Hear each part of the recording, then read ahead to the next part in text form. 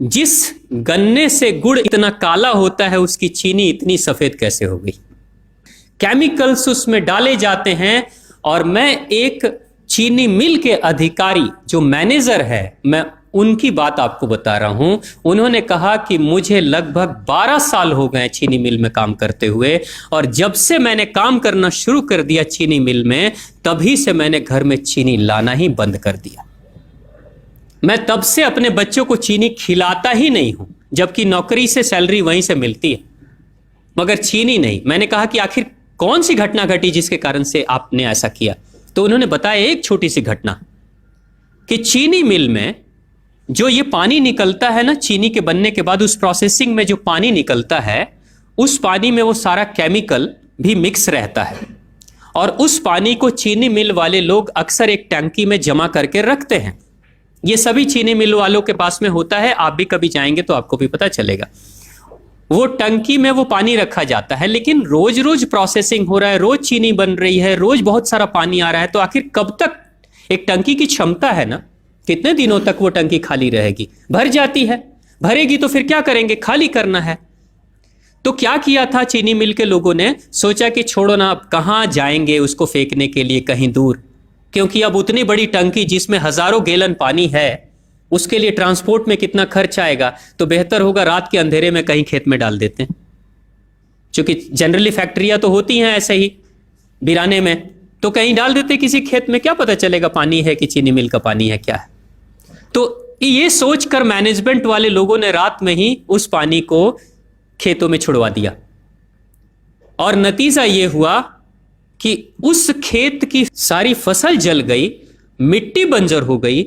और जब किसान पता करने लगा कि आखिर क्या हुआ मेरे खेत में, जब चेकअप कराया वो मिट्टी का, तो पता चला कि इसमें तो चीनी मिल का जो वेस्ट मटेरियल है वो डाला गया है। तब उसको खबर मिली कि हाँ, किसी स्टाफ ने बताया कि हाँ, हमारे चीनी मिल से ही पानी डाला गया था आपके खेत में, और पूरी मिट्टी बंजर हो गई। उसने केस कर दिया और चीनी मिल वाले को मुआवजा देना पड़ा लाखों रुपए।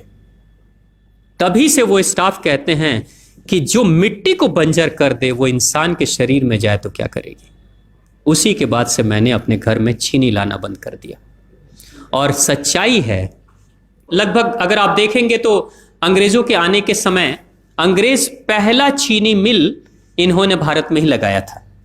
पहला चीनी मिल भारत में ही अंग्रेजों का लगा, और अंग्रेजों ने चीनी की शुरुआत की। भारत के लोग गुड़ खाते थे, चीनी नहीं खाते थे। उन्होंने बहिष्कार किया, बिल्कुल नहीं, लेकिन चीनी और चाय पत्ती दोनों के लिए लोगों को तैयार किया गया था। चाय पिला पिलाकर फ्री में, चीनी के लिए तैयार किया गया और चाय के लिए भी तैयार किया गया।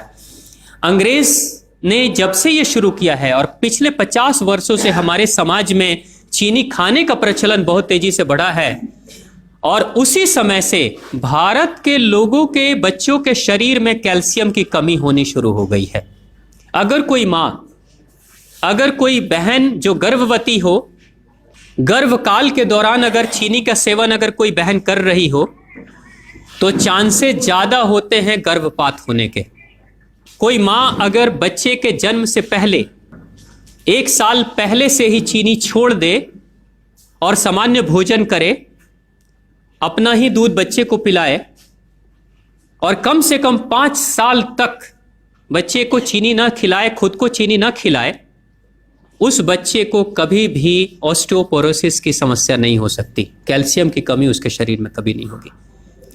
चीनी जब जाती है आपके शरीर में, तो बाहर जब निकलती है तो अकेले नहीं निकलती, कैल्शियम लेकर निकलती है। चीनी कैल्शियम लेकर निकलती है, हड्डियों को गलाकर निकलती है। और जिसके शरीर में कैल्शियम की कमी हो जाती है, उसके शरीर में मैग्नीशियम, पोटेशियम, आयरन सबकी कमी हो जाती है। कैल्शियम वो तत्व है कि जिसके शरीर में कम हो जाए, सारे तत्व कम हो जाएंगे, और कैल्शियम की कीमत पे चीनी हम खाते हैं। भारत, पाकिस्तान, बांग्लादेश, नेपाल, ऐसे कुछ देशों के अलावा दुनिया के बहुत सारे ऐसे राष्ट्र हैं जहां चीनी का इस्तेमाल ही नहीं होता। आज भी चीनी खाते नहीं, बहुत सारे देश नहीं खाते बिल्कुल। आप गुड़ खाया करिए, वो ज्यादा बेहतर है, चीनी को छोड़िए।